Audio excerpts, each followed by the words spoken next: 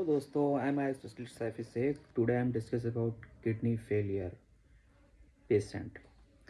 तो आप लोग जानना चाहते हैं कि किडनी फेल क्यों होता है और किडनी फेल होने के रीजंस क्या हैं। जो लोग अचानक से चले जाते हैं और जो लोगों को अचानक से डायलिसिस चालू हो जाता है। तो किडनी फेल होने के तो कई रीजंस होते हैं। सबसे पहले पहले एक एक वन टॉपिक पकड़ के आपको सारे रीजंस बताना चाहते हैं हम। सबसे पहला होता है कि हाइपरटेंशन। हाइपरटेंशन के बाद डायबिटीज़। डायबिटीज़ के बाद आते हैं मेडिकेशंस। और कुछ लक्षण में ये भी पाए गए हैं कि जो हमारा यूरिन ब्लैडर होता है, यूरिन पाइप होता है, वो ब्लॉक हो जाने की वजह से भी किडनी फेल होता है। और कुछ हद तक नॉर्मली ये भी देखा गया है कि कुछ लोग यूरिन को रोक के रखते हैं लंबे समय से, उनका भी किडनी खराब होने की संभावना बढ़ जाती है। तो पहला रीज़न आपको हाइपरटेंशन यानी कि बीपी बढ़ने से भी किडनी में बहुत से प्रकार के डैमेज आ सकते हैं।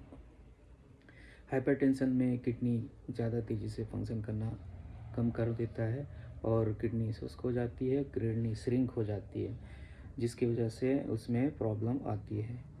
डायबिटीज़ में भी सेम इसी तरीके के कुछ होते हैं। डायबिटीज़ में भी किडनी की जो इम्यून सिस्टम बॉडी की होती है काफ़ी वीक हो जाती है, जिसकी वजह से किडनी कम फंक्शन करती है।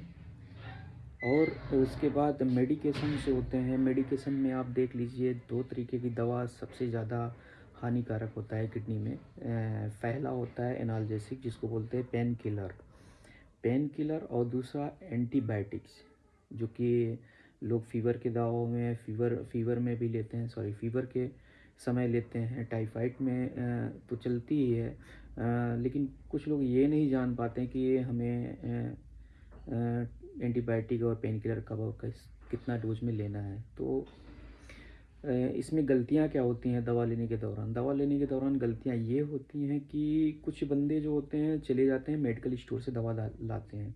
अब मेडिकल स्टोर से दवा लाने के बाद क्या होता है कि वो खाते हैं और खाने के बाद ठीक भी हो जाते हैं, तो उनका कॉन्फिडेंस लेवल खट से जाग जाता है। अरे यार, मैं तो दवा लिया था आराम से, मुझे कहीं जाना नहीं पड़ा, मेरा फीस बच गया, डॉक्टर को दिखाना नहीं पड़ा, मैं ठीक भी हो गया। लेकिन उनको ये नहीं मालूम अंदर ही अंदर उनके किडनी के साथ क्या क्या हो रहा है।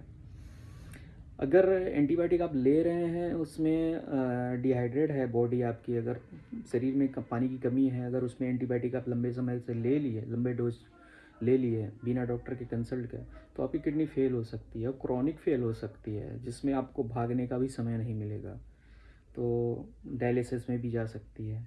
और दूसरी पेन किलर की बात करें, पेन किलर भी कुछ लोग ऐसे ही रखते हैं जैसे लगता है ड्राई फ्रूट रखे हुए हैं, बादाम रखे हुए हैं, खट से खा लेते हैं। अरे यार, दर्द हो रहा है, खा लेते हैं, खाने के बाद आराम मिल गया, अरे आराम मिल गया भैया, बहुत अच्छी दवा थी।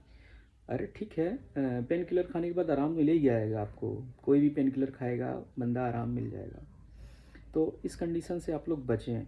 दर्द हो रहा है, किस वजह से हो रहा है, किस कारण हो रहा है, वो पहले उसको पता करें। उसके बाद डॉक्टर के पास जाएं। डॉक्टर के पास जाने के बाद सारी चीज़ जब अच्छे से चेकअप कराएं। चेकअप कराने के बाद डॉक्टर बताएगा आपको कि माइग्रेन है, क्लस्टर है, तमाम तरीके की यूरिक एसिड है, हाँ, तमाम तरीके की चीज़ बताएगी, स्टेरॉइड क्या क्या चीज़ें हैं।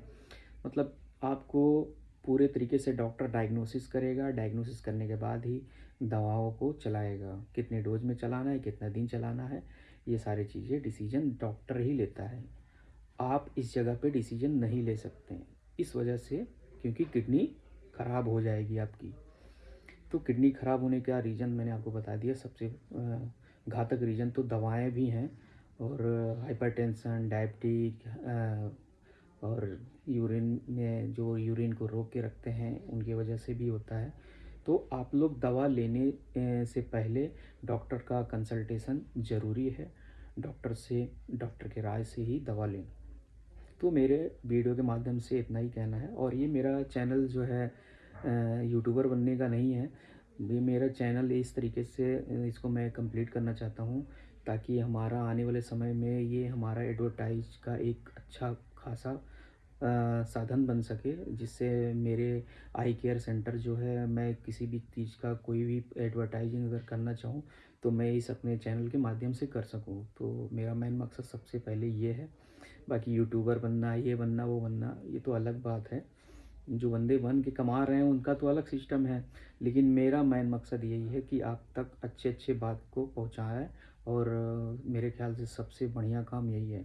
लोगों तक जो अच्छी नॉलेज है उसको पहुँचा के उनकी मदद करें। जैसे अभी मैंने आपको ये सारी चीज़ें बताए हैं। जो भी हमारे वीडियो इसको देखे होंगे वो आई होप वो ये ऐसे गलती नहीं करेंगे। वो चाहेंगे कि जाएँ हम अपना जो है डॉक्टर से ही कंसल्ट करके दवा लें। तो thank you for watching my video. आगे भी मैं तमाम तरीके का वीडियो आपको इस चैनल के माध्यम से दिखाऊंगा, और इस चैनल पे हम फ्री रहते हैं तो तमाम तरीके के वीडियो डाल देते हैं। तो उसका ये मतलब नहीं है कि मेरा यूट्यूबर बनने का कोई ऐसा सपना है, ये है, वो है। ठीक है, यूट्यूबर अगर बन भी जाते हैं तो बेस्ट है। Health is wealth and wealth is health. तो ये आप समझ के चलिए, ठीक है। Thank you so much watch my video.